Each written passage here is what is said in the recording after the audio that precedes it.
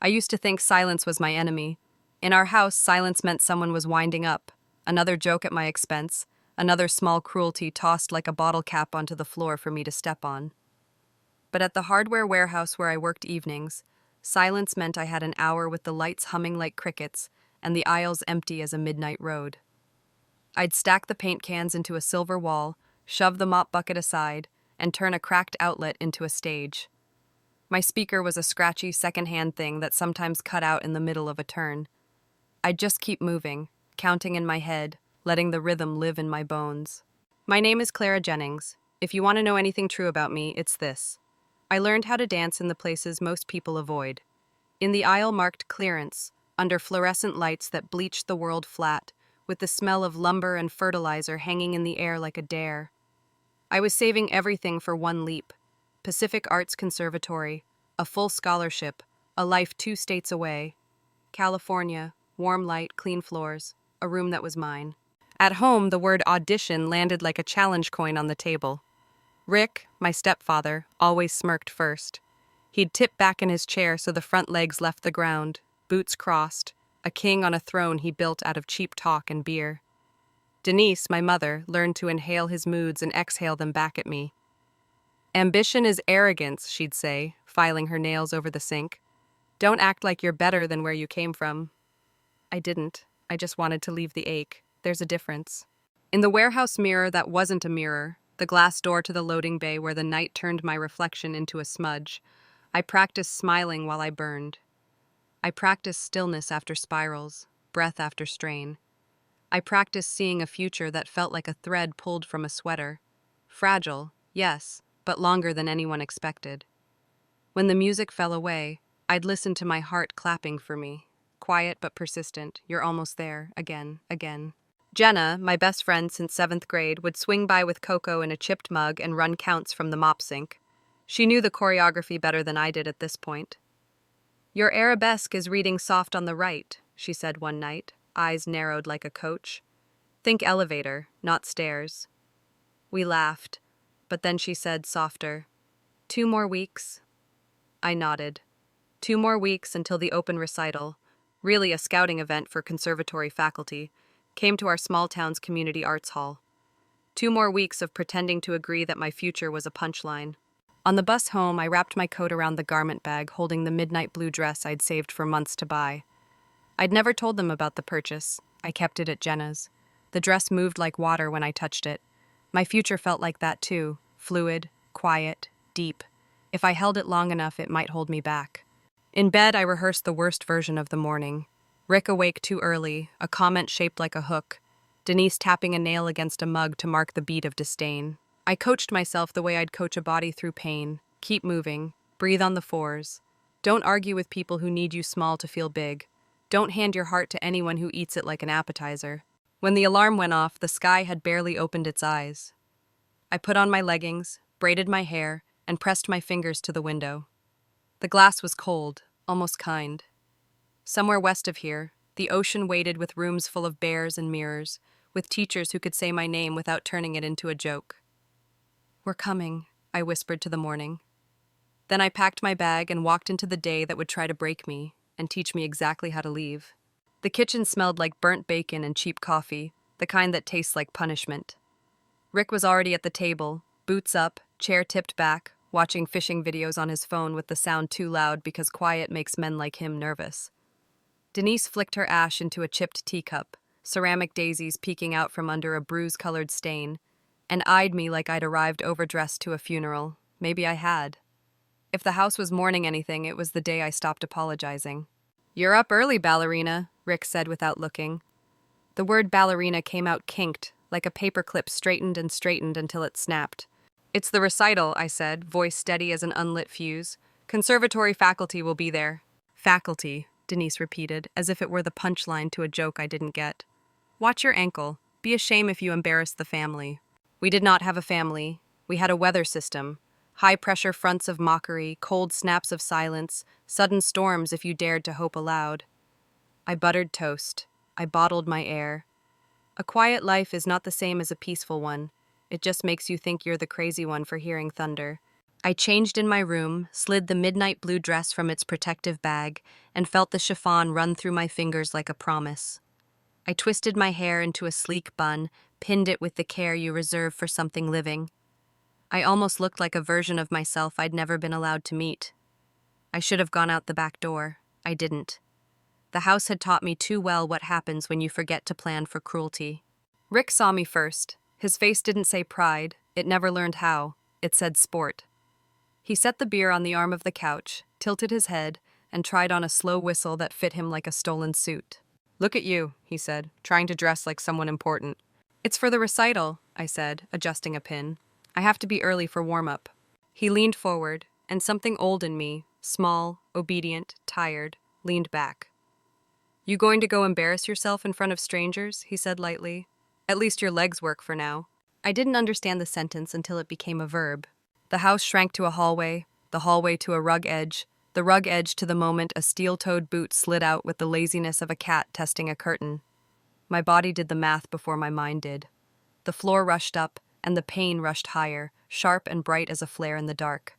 My right knee kissed the wood so hard the air left my lungs. I grabbed the couch to keep from falling flat. Rick leaned back, grin thin as wire. "Now they match your life," he said, broken. Denise sipped, eyes on her phone. "Maybe they'll give you pity points," she said, as if the world owed her proof that kindness is weakness. I stood slowly, like a deer that has learned which leg will hold. My knee throbbed, my pride throbbed louder. They wanted me to explode. I could feel the fuse begging to be lit. But rage is a dance you perform for your enemies.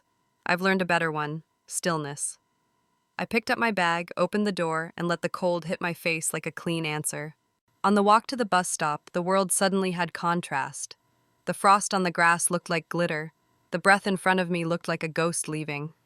I touched my knee and winced. Okay, new choreography. Pain will be in the piece. Adjust your lines. Shift the weight. Remember whose name is on the program. Mine. At the community arts hall, I limped through glass doors that reflected a braver girl than I felt. Parents lined the wall with paper-wrapped flowers and cameras. I wanted to run. I wanted to hide. I wanted to borrow someone else's mother for an hour. Instead, I signed in, tightened my wrap, and told the receptionist I'd tripped. It wasn't a lie, not the way I meant it. In this house, gravity has help. Backstage is the loudest quiet you'll ever hear. Hairspray turns the air into dew. Sequins behave like small suns.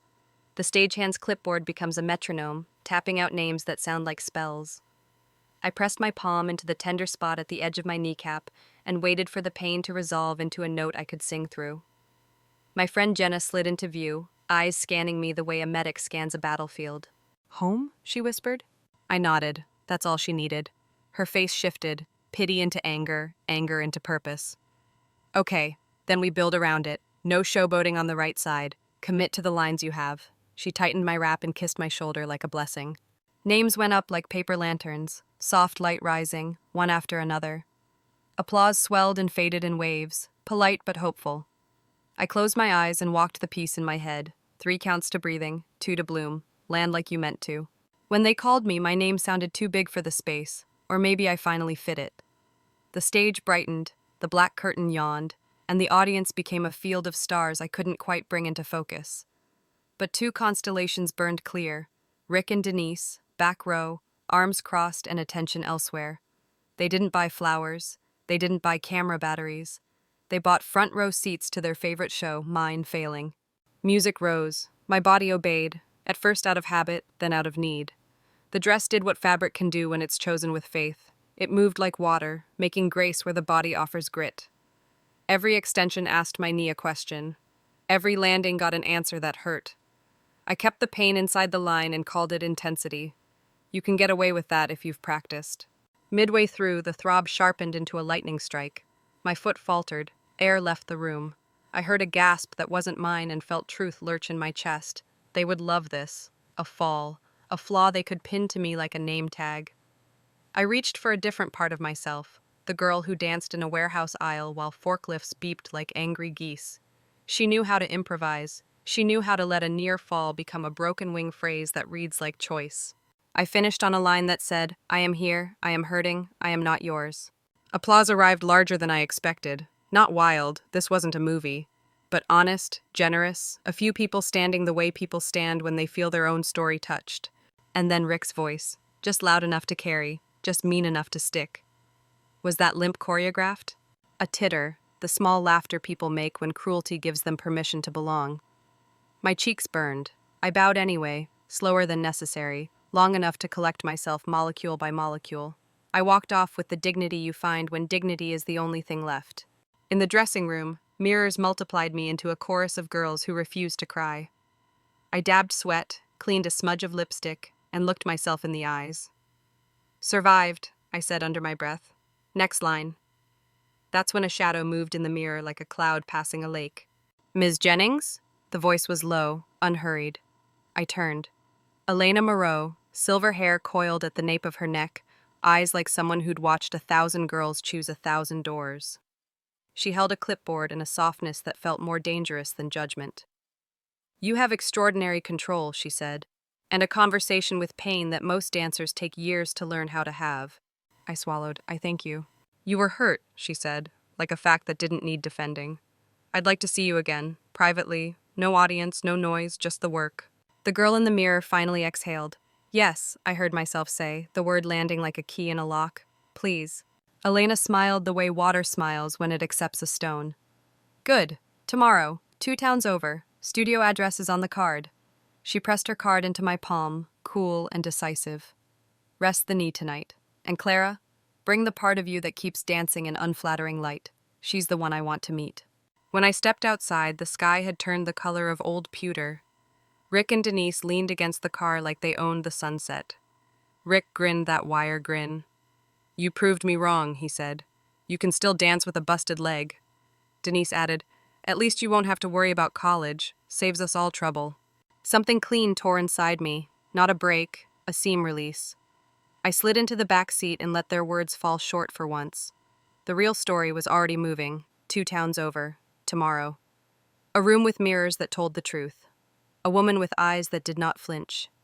The next chapter waited, and for once I wouldn't apologize for wanting it. The studio smelled like lemon oil and possibility. Sun fell in sheets across the sprung floor. The mirrors were so honest they made kindness look like a choice. Elena Moreau stood by the stereo, arms folded, not like a critic, but like someone who expects to be impressed and won't pretend otherwise. Jenna had driven me, jaw clenched like a bodyguard. "Call me when you're done," she said, squeezing my hand. "If you can't, I'll be in the parking lot trying to manifest your life." Elena didn't waste words. "Warm up at your pace," she said. "I'll watch your gait, then we'll make adjustments." No pity. Relief sank into my bones. I rolled the ankle, tested the knee. Pain answered, less like an alarm and more like a metronome. There, constant, manageable. I marked through the opening phrase. Elena's reflection sharpened in the mirror. I could feel her calibrating. "Center your weight farther back on the right," she said. "Trust the glute to babysit the knee. And Clara, when you reach, commit. You have a habit of offering your heart like a brochure." I laughed because she was right. When the music started, I met myself at full width. Not the dutiful Clara who made herself small in kitchens, not the quiet Clara in the warehouse aisle, asking the world to see her. This Clara filled the room. She rode in air. She made the pain a partner, not a prison. When the floor asked if I meant it, I gave it my name. At the end, Elena didn't clap. She approached like someone crossing a threshold with reverence. "Welcome to Pacific Arts Conservatory," she said simply. "Full scholarship, housing included." The words fell into me like anchors that turned out to be wings. I didn't cry. The body remembers who is safe enough to witness tears. Elena nodded, like she respected the choice. "We'll send official paperwork this afternoon," she said. "Tell me about home." I told her the minimum, how the house mistook control for love, how mockery wore a father's face, how silence sharpened into knives at breakfast, how I danced anyway. She listened without flinching, then set terms like a physician. "You have 2 jobs now," she said. 1, protect the body. 2, protect the work. You can't do either in a place that punishes wanting. "I'm planning," I said.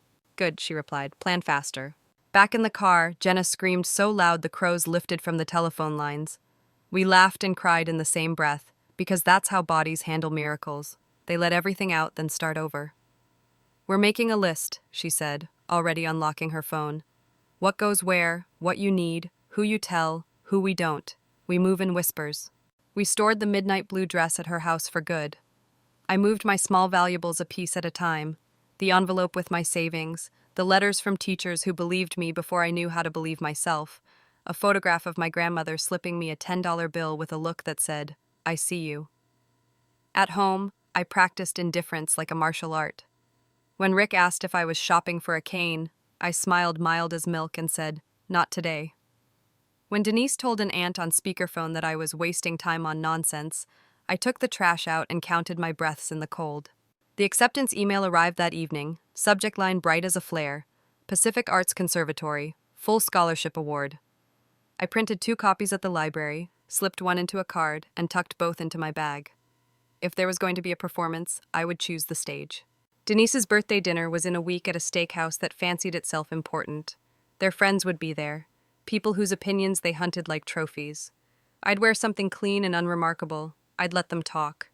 And when Rick threw his next line, I'd give him mine. Not rage, not pleading, the truth. That night, alone in my room, I spread my new life across the bed. The letter, a campus map, the showcase invitation for October. I touched the paper like skin and made a promise out loud, so the room, the window, the moon could witness. "I will not give my body to people who enjoy watching it break," I said. "I will not give my talent to rooms that insist it is a party trick. I will not set myself on fire to keep a table warm." The walls didn't applaud. They held still, like a stage waiting for a dancer to step into her light. The days between acceptance and escape have a special kind of time. They stretch like taffy and snap like dry twigs. I moved through school and shifts and the quiet warfare at home with a new layer of skin. Not armor, more like awareness. Every dig bounced off something that wasn't interested. Every trap got a label, not for me. I built a leaving that looked like living. Saturday, Jenna and I developed a system. Green bags for things I could explain, winter clothes to donate. Blue bags for things that would lead to questions I'd refuse to answer. Blue bags went to her attic, tucked behind old holiday decorations and a broken oscillating fan. I kept cash folded in a tea tin at her place and took home a decoy tin with coins for the laundromat. I deleted search history. I learned to stand still when the hook was baited and say nothing until the moment passed. Denise tried smaller knives. "What would you even do in California?" "You'll be back in a month." "Girls from where we're from don't get rooms with mirrors." I responded with chores, with okay, with a smile you use for neighbors.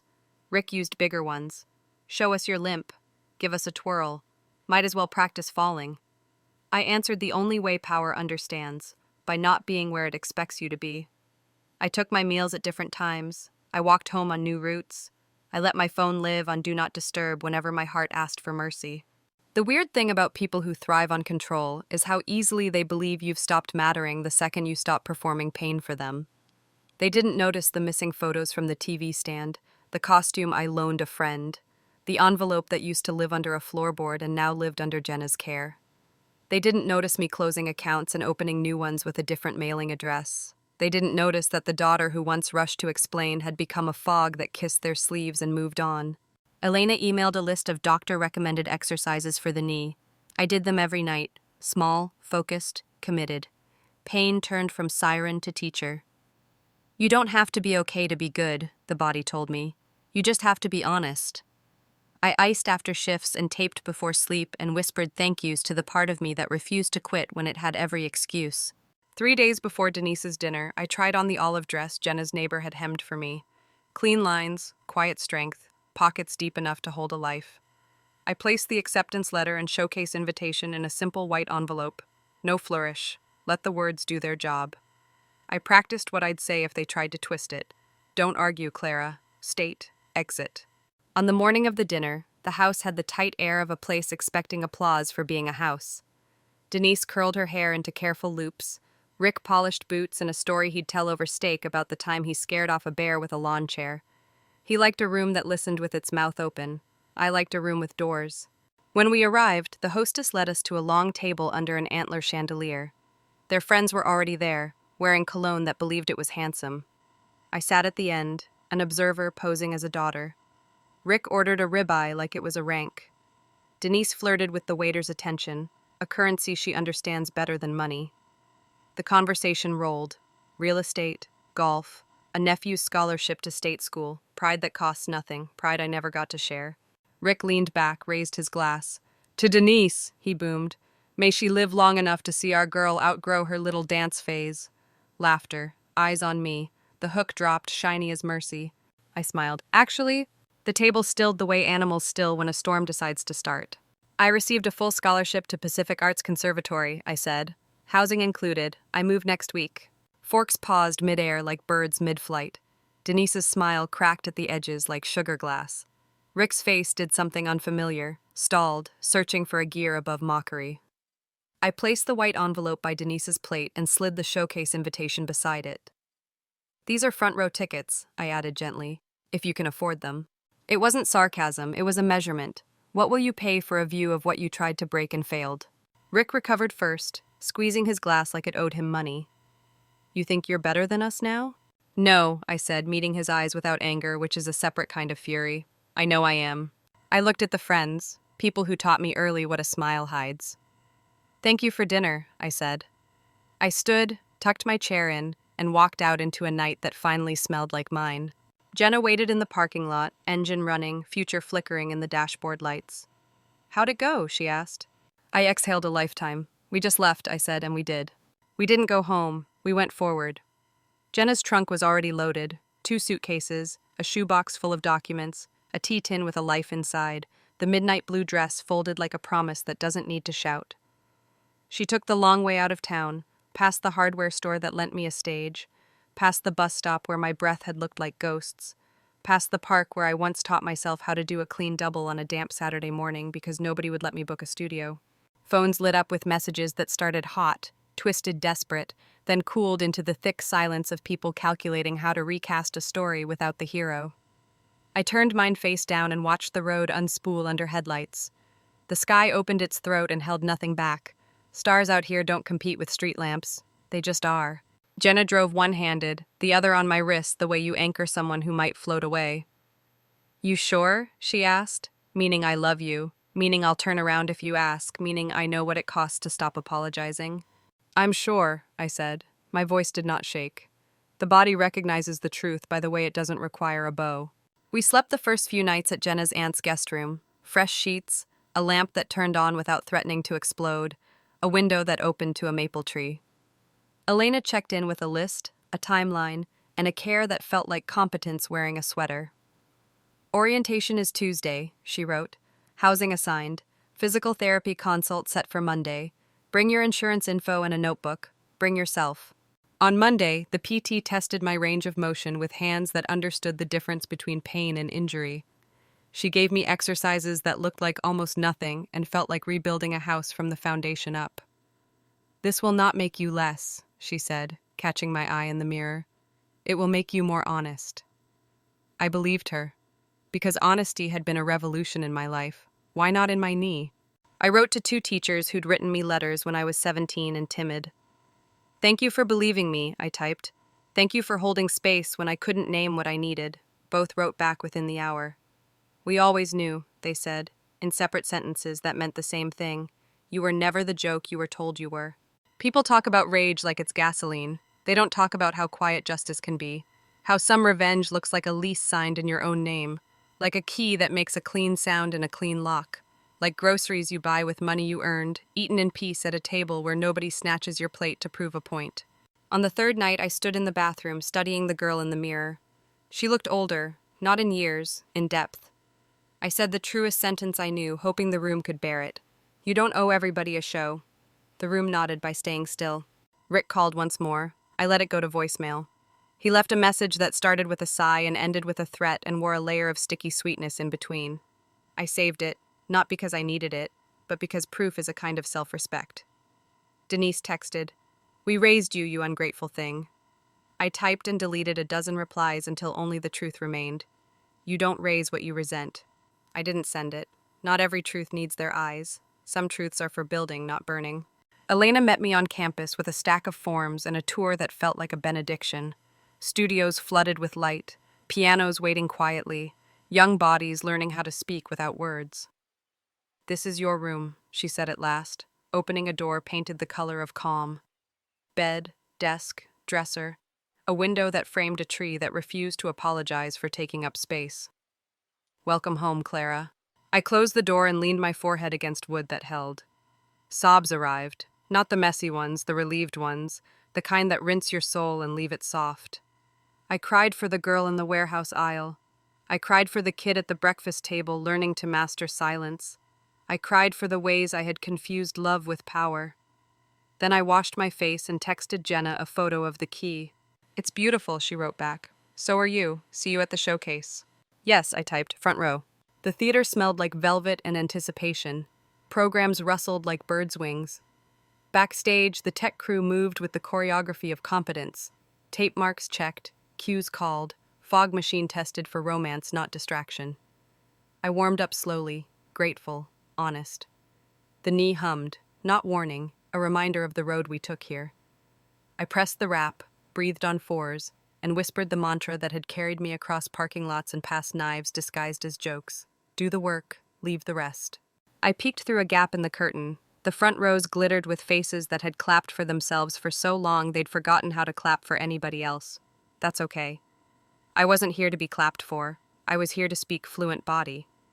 And yet, there at the back, I recognized two shapes known by their gravity. Rick and Denise, standing because standing was all that was left. No VIP lanyards, no flowers. Just the hunger to witness and control what they could not reach. I thought I'd feel fear. I felt nothing but clarity. Elena stood at my shoulder, a presence like solid ground. "When you go," she said, "go where the room can't follow." The first notes rose, warm, curious. I stepped into them and let them carry me like a river that had been waiting for me to stop fighting the current. The sequence began with a phrase I'd written the week my knee still screamed. Soft weight, a pivot that promised pain and delivered honesty instead. The audience hushed. They leaned in. I expanded, and the room expanded with me. Halfway through, the choreography offered me a choice. A leap that would showcase height, or a grounded turn that would showcase truth. Months ago, I would have chosen the trick to prove something. Tonight, I chose the turn. The floor received me like an oath made good. I felt the exact moment the audience stopped watching a dancer and started recognizing a story they carried in their own ribs. That's the thing about family betrayal stories. They tilt mirrors toward the seats. People see themselves, and the room breathes together for the first time that night. The final phrase asked for all of me, not as martyrdom, as offering. I gave it. When the last note cut, silence punched the air, and then the ovation poured in, warm and wide, a tide going out and back. I didn't scan the crowd. I didn't search for approval I didn't need. I let the applause happen around me like weather. Then I looked to the back. Rick's mouth had drawn itself thin, a pencil line trying to erase what already exists. Denise clutched her purse like a life raft. For the first time in my memory, they looked small, not because I had grown cruel, because I had grown. I bowed, not the bow of a girl begging to be forgiven for wanting, the bow of a woman who did the work, told the truth, and came home to herself. I straightened, met Elena's eyes at the wings, and felt the click of a door locking behind a past that would no longer be allowed to haunt uninvited. When the curtain closed, the world did not. Backstage, bodies cried and jumped and took blurry photos with mascara tracks and joy. Elena wrapped me in a brief hug that said everything her professionalism didn't. "You were honest," she said. "That's rarer than perfect." Outside the stage door, Jenna waited with a bouquet wrapped in paper covered with little hand-drawn stars. "I got you the night sky," she said, breathless.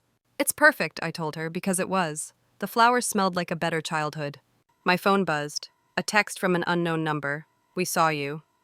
I stared at it until meaning drained out. Then I deleted it. I didn't need witnesses I hadn't invited. I had a room key and breath in my lungs and a stage that would meet me again tomorrow. We walked toward the lights and the noise of after, the kind of after that holds before without worshipping it. I slipped my hand through Jenna's arm, felt the weight of the bouquet, and laughed like I'd been saving it for years. I did not think this will show them. I thought this will show me. And somewhere 2 states away from the kitchen, where mockery masqueraded as love, I finally learned the simplest choreography. Step forward, step away, step into the life your courage can carry. The audience had stopped clapping, but inside me the sound went on, steady, patient, like a heart that has chosen to stay.